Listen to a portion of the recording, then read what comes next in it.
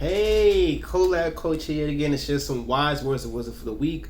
Week number 2 of the Healing from Your Childhood series. So excited to get into this week because I tend to go a little bit deeper on week 2. That way, we'll be able to learn something from it. And I'm so excited to talk about this next topic for this series. And the topic is, why does your childhood matter? Why does your childhood matter?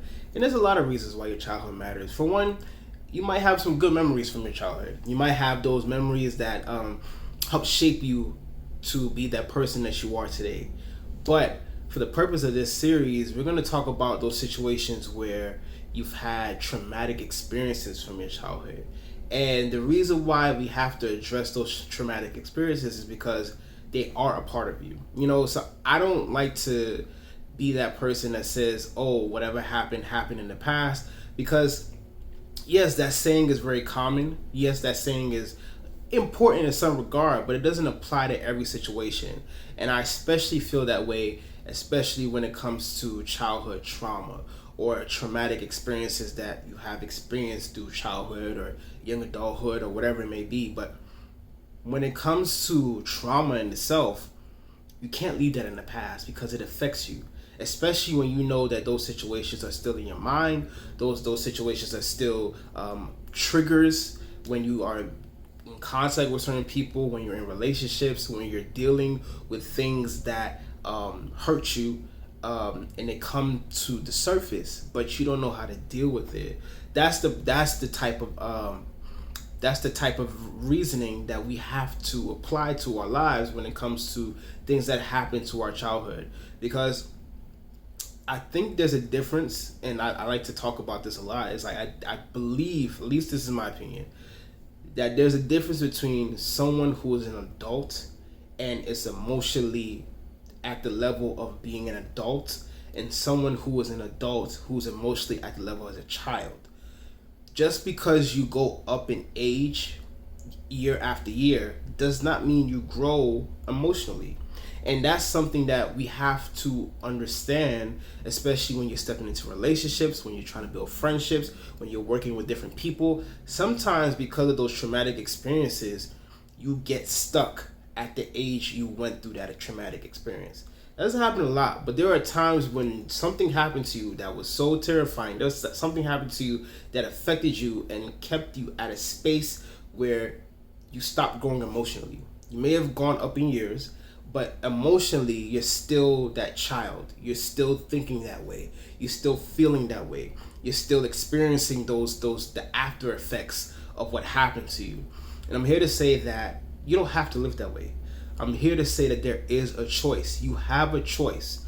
If no one has ever told you this, you have a choice to move on from that thing that happened to you, instead of you living as if you have to get away from that thing that happened to you.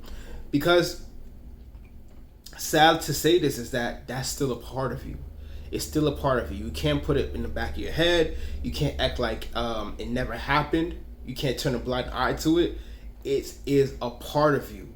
But you have to start working on focusing on and realizing that you are that person that deserves to grow from it. You are that person that deserves to move on from it, learn from it, mature from it, because it is still a part of you. Now, of course, traumatic experiences are something that you just don't want to relive. Like for me, for example, traumatic experience that happened to me in my childhood was death of a mother. I don't want to relive that. I don't want to think about the situations that centered around it. My mother died of a stroke, and she had another stroke right after Christmas in 2001. And well, she had an initial stroke that paralyzed her, put it that way, and then she had a second stroke that killed her. And I don't want to think about that. I don't want to think about Christmas time and the day after Christmas she died. I don't want to think about that. But I had to, because it's something that if I don't address, I will forever be that person that thinks that people around me are going to die. Because that's what I thought. I thought that because of my traumatic experience that, people are going to start dying around me. That's just the norm now. I have to just deal with that. it took me a while, and honestly, it did take me a while to realize that that's not the norm. What happened to your mom is an exception of the rule, and you can't do anything about it. But you can grow from that and allow yourself to heal from that. I think that's the biggest thing.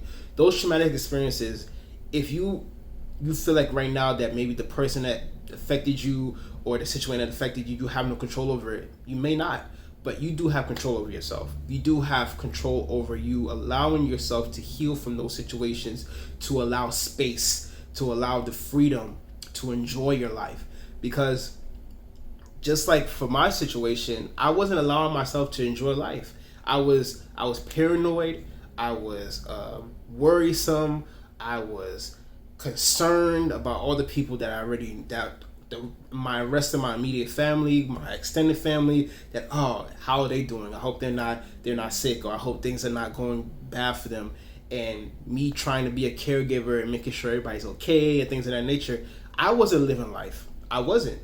I was just giving energy to other people, making sure that at least I could see that they're stable. And that's not a way to live. I'm not focusing on my happiness. I'm not focusing on my joy. I'm not focusing on my healing. I'm just focusing on other people. Until I realized that, then I was not living to my full potential. And then I realized that those are negative emotions from death of my mother and then my older brother. It was taking up space where the happiness, the joy, the peace, the healing could have occupied. And that might be you. That might be you watching this video that, okay, this happened to me. It was terrible. I don't want to relive those thoughts. And I'm going to be okay just living that life of the emotions that came with those traumatic experiences. But I'm here to say you don't. You really do not. You really do not. And I know it's going to take time. I'm not going to say that as soon as you watch this video, after you're done watching it, then boom, all of a sudden all the traumatic emotions that came with those traumatic experiences are just going to drift away. No, but it allows you to realize that you have an option.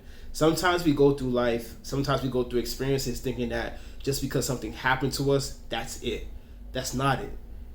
Life is life. Things happen in life, but that doesn't mean your control and your choice and your decision making it just disappears. It just dissipated.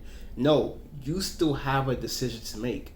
Are you going to allow yourself to keep reliving those situations and those scenarios and allow those emotions, those negative emotions, that the pain, the hurt, the unknown, the questioning, to just continue to grow and fester in your mind and your heart and your spirit, that takes up all the space for your happiness? Or are you going to allow yourself to slowly allow those situations to disappear, let go, and say, hey, I know this happened to me. I know this happened to me. It's real. I can't forget that. But I'm going to allow the rest of the years of my life to be filled with joy. I'm going to allow the rest of my life to be filled with happiness. I'm going to allow the rest of my life to be on the starting of the journey of healing.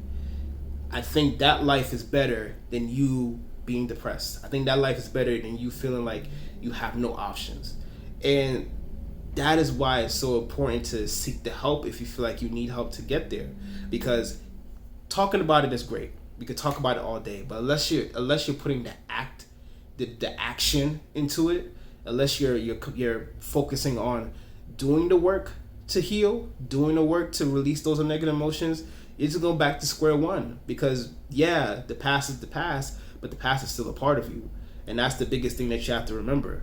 So for me, when I think about it, and I realize that my childhood and your childhood matters. It matters because you have some learning to do from your childhood.